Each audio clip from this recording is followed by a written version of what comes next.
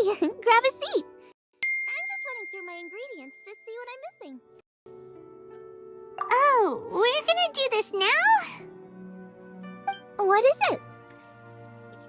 But this is your idea! Why you gotta dump it on Paimon?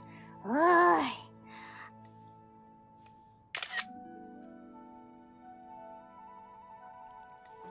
Okay, so back at Longshu Inn, we noticed you and Kuching were getting along pretty well. So you really like hanging out with her, huh? Yep. Kuching's good-natured and easy to be around. The kind of person everyone wants to know, right? You're a braver person than Paimon. The first time we met Kuching, Paimon found her pretty intimidating. You think so? I remember thinking straight away that she was really easy to get along with. Didn't you see her sneaking treats to Goba back at Wangshu Inn? Yeah, she's great. We know that now. We're just talking about first impressions. First impressions? Oh, okay. Hey, have you guys eaten grilled shellfish before? They can be hard to crack at first, but they taste amazing that way. We've eaten shellfish before, but I don't think we've ever tried eating them grilled. Oh, you're missing out. I'll grill some for you another time. But anyway, Kuching's like a shellfish. Maybe a little closed off at first, but once you get to know her, she's got a soft and squishy side too. Not to mention that even after her favorite food was stolen away, she was still happy looking after Guoba. I'm really grateful for that. You make a good point. You know, Xiangling's intuition for people seems really spot on. Is that why she took a liking to Kuching so quickly? Alright, let's see. We're okay for carrots and crab, and we still got some ham and mushrooms. I wonder what Kuching's recipe is gonna be. Huh? What was that noise? What's going on?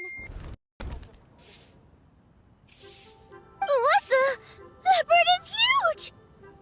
Ah, it's the ladybird! Excuse me, one shall not be addressed in such a manner. One shall be known as Adeptus, whose name, should you care to mention it, is Cloud Retainer.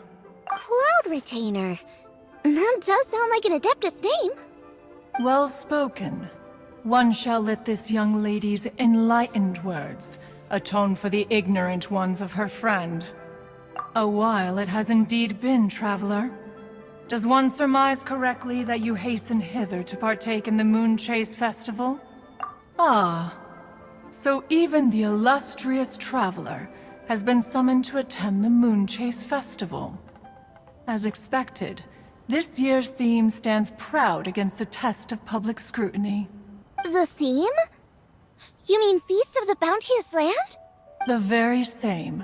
Moon Chase Festival falls during the season when many cooking ingredients are ripe. Hence, it is a fitting time to enjoy the finest of foods. One noticed the relative pomp and ceremony with which this year's affairs are being conducted, and could not abide to stand idly by. Let it be known that one's culinary proficiency and ingenuity is uncontested in all the world. Thus does one now appear in this realm, that those who inhabit it might witness one's latest creation, a supreme cuisine machine. A supreme cuisine what? What's a supreme cuisine machine? Patience. One's purpose here today is to meet and to greet. Nothing further. All shall be revealed before your very eyes when the time arrives. Traveler, you are one who has witnessed much of the culinary world. When the day comes, one would be most pleased to see you in attendance, offering your most vociferous ovations. Oh, so we're officially invited? That which is implicitly understood needs not be made explicit, let alone official. I shall say no more and dwell here no longer. Await my word. Be there or beware. This bird always disappears just as quickly as she shows up. Adeptus. Hey, wait! Isn't she technically an illuminated bird, though? She seemed like someone very prestigious and very talented at cooking. She definitely loves her food. What are you all huddled together over here for? The Adeptus left already. Yay! Kuching's back! Sorry I kept you waiting, Xiangling. This is the recipe from my grandfather's notes. They're not in the best condition, so rather than bring them out of the house, I just transcribed the recipe. Unfortunately, the texts my grandfather worked with were very old, usually faded, damaged, or both. Some parts are missing from this recipe, too. Do you think you'll still be able to work with it? Oh, okay. Let me take a look. Give me some time. I need to look into it. Sorry for the trouble. You're all here? That voice sounds familiar. Sorry to interrupt your conversation. I was in the area buying a few things, and I heard the disturbance, so I felt compelled to come take a look. You mean Cloud Retainer? I saw her too. She just suddenly showed up right in the middle of the street. Whatever adeptal power that was, she certainly knows how to make an entrance. Lady Kuching, you saw her too? Do you, have a moment? I need to discuss something with you. What is it, Ganyu? Has something urgent come up while I've been out? No, it's nothing work-related. I wanted to ask about, something personal. Is that okay? A personal matter? Involving me? Surely I haven't done anything improper recently, have I? Please, Lady Kuching? This is really important to me. Oh, okay. I noticed Cloud Retainer was here for quite a while. Did she say anything about... me? When I was young? About your childhood? No, nothing at all. What? Really? Whew. Thank goodness. I was getting really worried. Once she gets talking to people, she tends to go off on all sorts of tangents. So I was worried she might have bored you with some stories about me. Your name didn't even come up, so you've nothing to worry about. Kuching, how are you not asking a bunch of questions right now? There's obviously some juicy gossip here. Aren't you curious to find out what it is? Please, no, don't do that to me. Of course not. Whatever it is, I'm not curious and I'm not going to ask. If Ganyu has a secret and she wishes to keep it that way, nobody should make it their business to try and get it out of her. That's just basic decency, is it not? Yes, ma'am. Paimon will never bring it up again. Kuching, thank you. You're so kind and considerate. I've always seen that in you. What's that got to do with... Honestly. Go on, you should be getting back now. Oh my, you're right. I should. Okay, everyone. Please excuse me. I should get back to work now. Take good care of Kuching for me. Hey, what are you trying to say? Don't worry, Ganyu. We will. Thanks. Hope to see you again soon.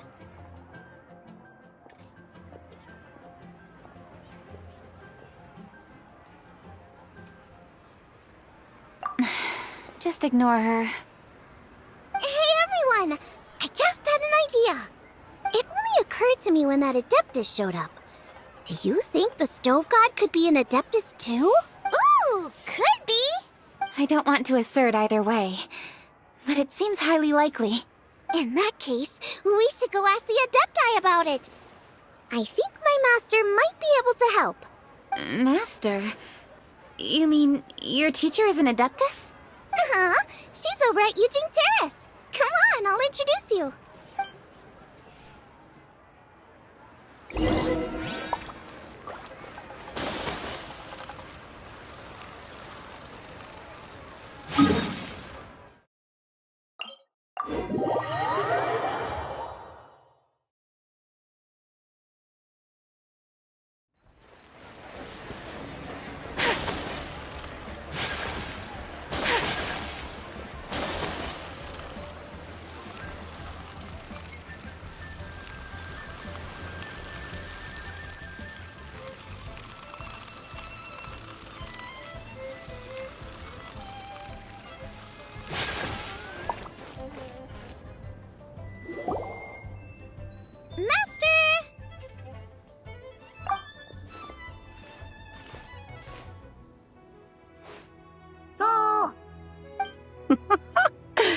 Hello, Xiangling.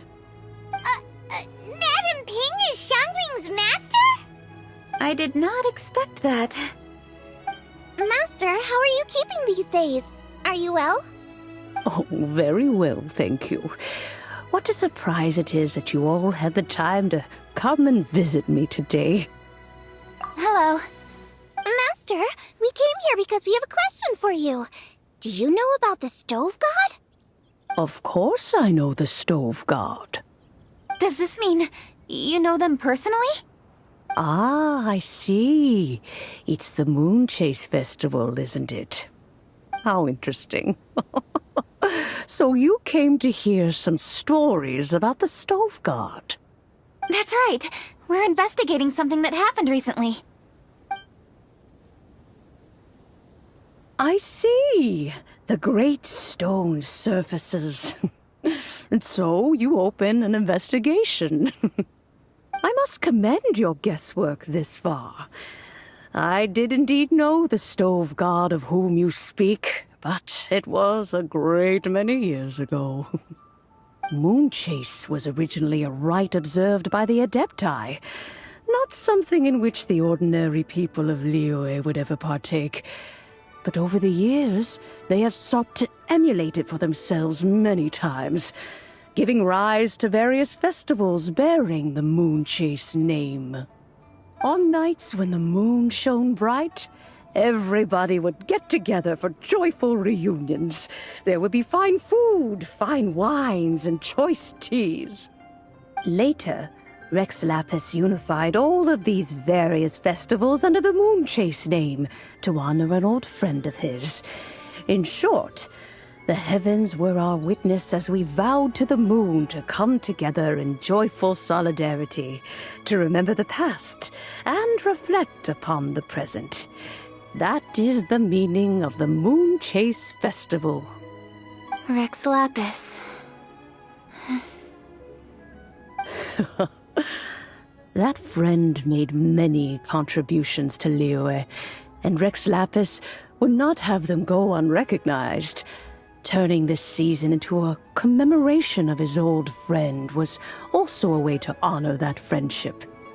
I can only presume that the Stove God Festival was one of the many subsumed into the Moon Chase Festival. In the hands of Rex Lapis, our nation's traditions were faithfully upheld. It is to their detriment that we must now be the ones to inherit this duty. Ah, Kuching, I simply won't allow you to be so down on yourself. Nothing would delight Rex Lapis more than to know that those who follow in his footsteps continue to value these traditions and are working tirelessly to do them justice. Thank you. Lady Kuching! Huh? Lady Kuching, Lady Ningguang wishes to speak with you. Ningguang's looking for me? Must be important. Please excuse me, everyone. If I'm not back soon, you'll find me at Ningguang's office.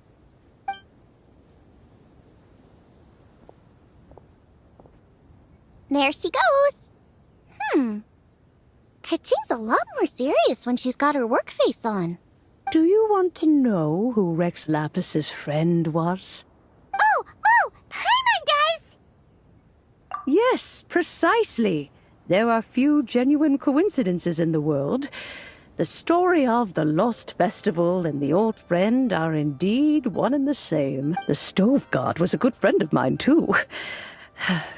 What a pity it is that the god is now gone both from the world and from people's memories. How could that happen?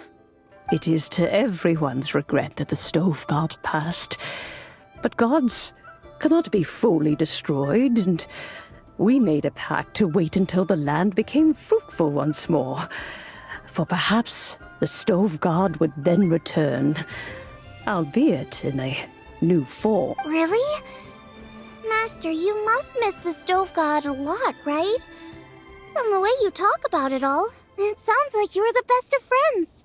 Yes. Thinking back on it all, there are many fond memories.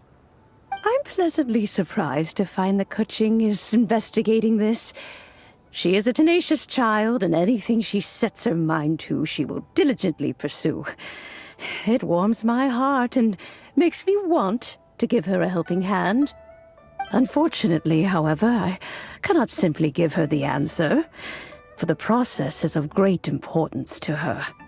Kuching's grandfather once researched the stove god, and now she follows in his footsteps. Since Kuching has inherited this conundrum, so too she must inherit the journey to its resolution. You knew Kuching's grandpa? Of course, I count all the people of Liyue among my good friends. I remember when he was the same age as Kuching is now. So young. Grandparent and grandchild are definitely made from the same mold, both diligent enough to take on anything and bold enough to see it through to the end. I like to think of Liyue as my own little potted plant. I've watched it grow and blossom, and it grows more beautiful all the time. In the blink of an eye, the buds of yesterday are in full bloom today. It's wonderful to see. For new blossoms must bloom on the branches if the tree is to remain evergreen and ever young. My dears, you are absolutely right to focus your investigation on the stone. It is, as you suppose, the lost statue of the stove god, and within it lie all the answers that you seek. I should like to see the stone for myself if you would lead me to it. Perhaps the truth will emerge even as we watch on.